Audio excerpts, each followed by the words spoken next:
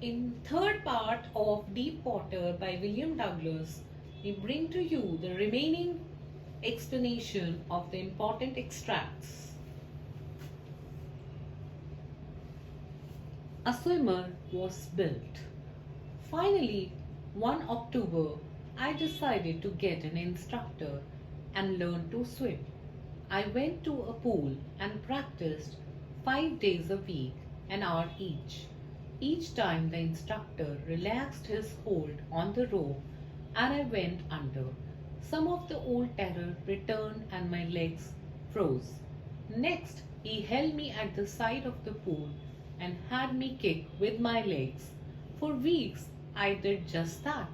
At first, my legs refused to work, but then gradually relaxed, and finally, I could command.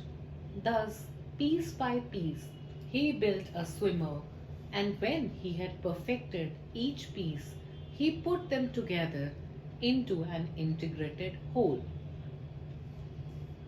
In this paragraph, the writer is trying to tell us that how he was trying very hard to overcome the fear that had seized his mind after his two misadventures.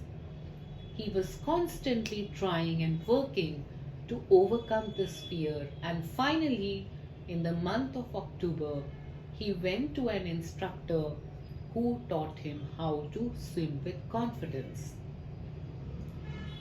The narrator used to go to the pool, and for 5 days a week he would practice for 1 hour every day.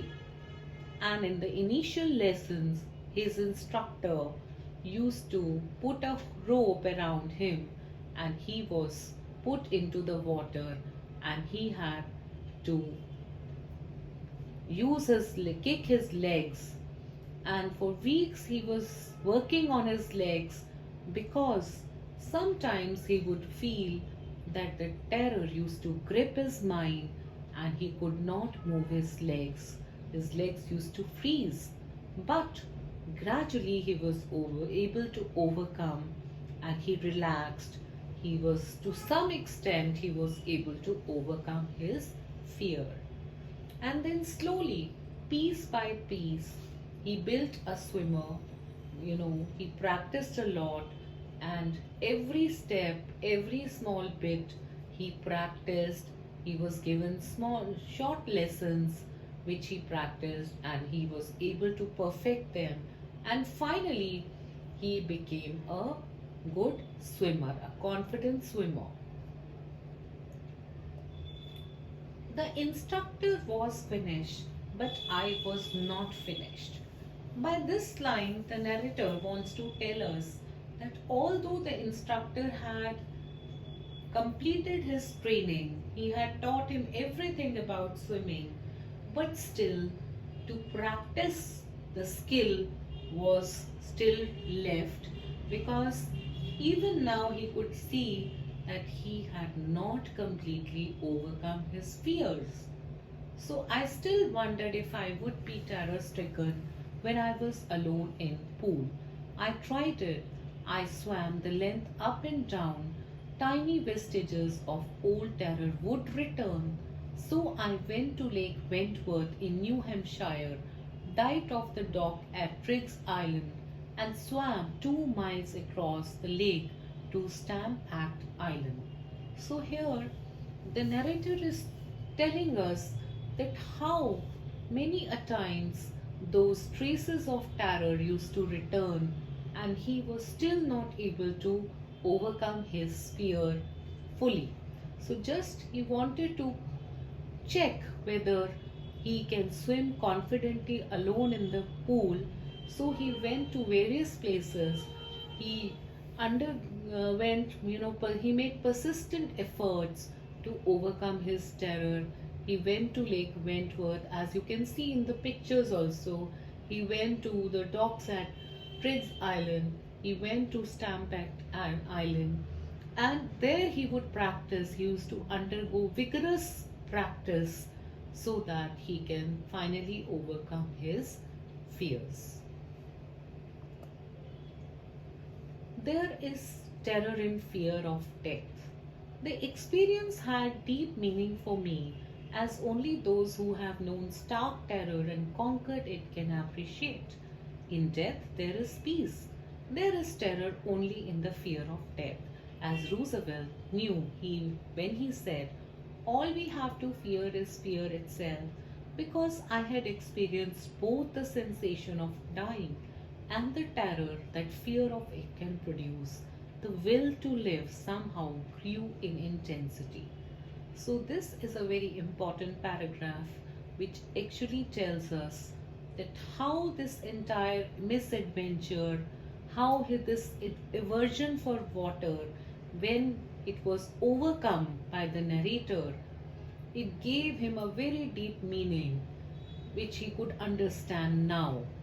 So that it is not the death that is fearsome, but it is the fear of death which actually is terrifying and creates all the kinds of problems in one's life. So he says, once this fear of death is overcome, then the intensity to live grows and develops in us, and we can lead a wonderful life.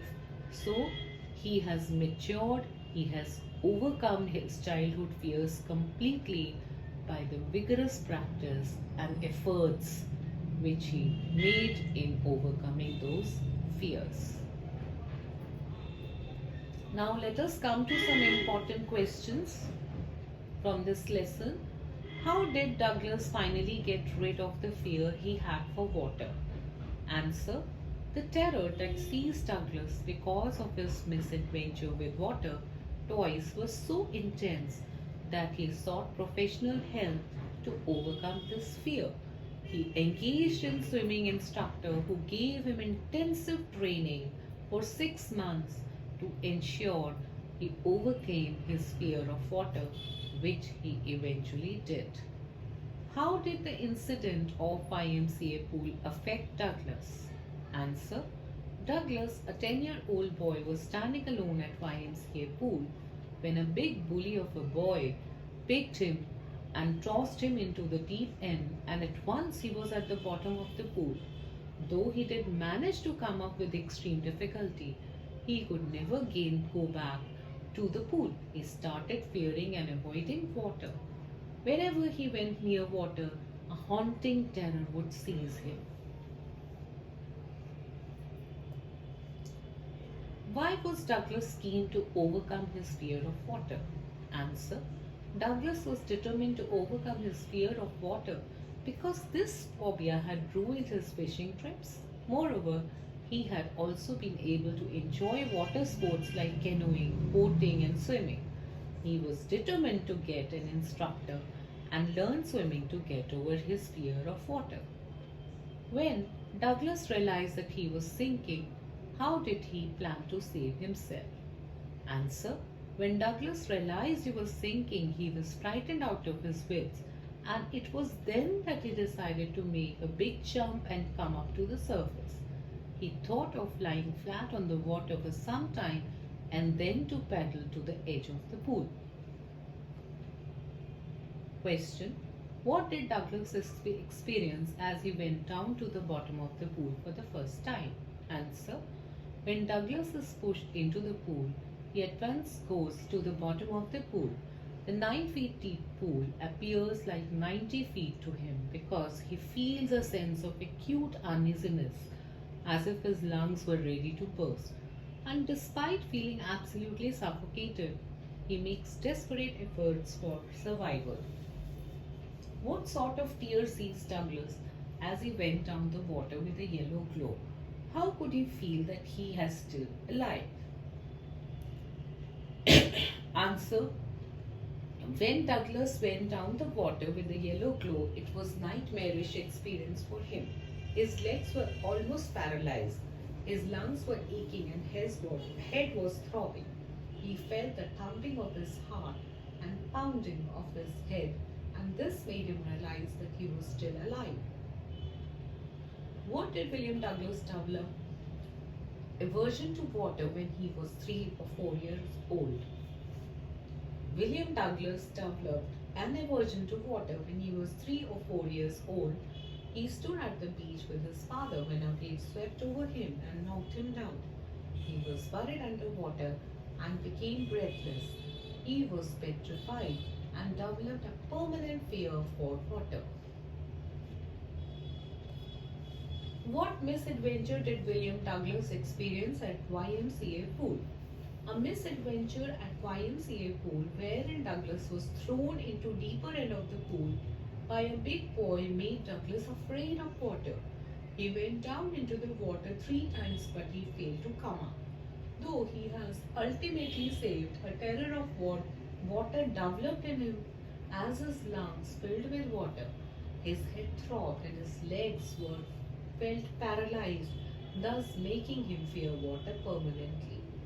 Why was Douglas determined to get over his fear of water? He was determined to get over the fear of his water because his phobia had ruined his fishing trips. Moreover, he was also not able to enjoy the water sports like canoeing, boating, and swimming. He was determined to get an instructor to learn swimming and get over his fear of water. Why did Douglas go to Lake Wentworth in New Hampshire? Douglas went to Lake Wentworth in New Hampshire to test whether he still had fear of water. After his vigorous swimming practice, he was still not very sure if his terror of water had left him, so he wanted to try the swimming skills at Lake Wentworth.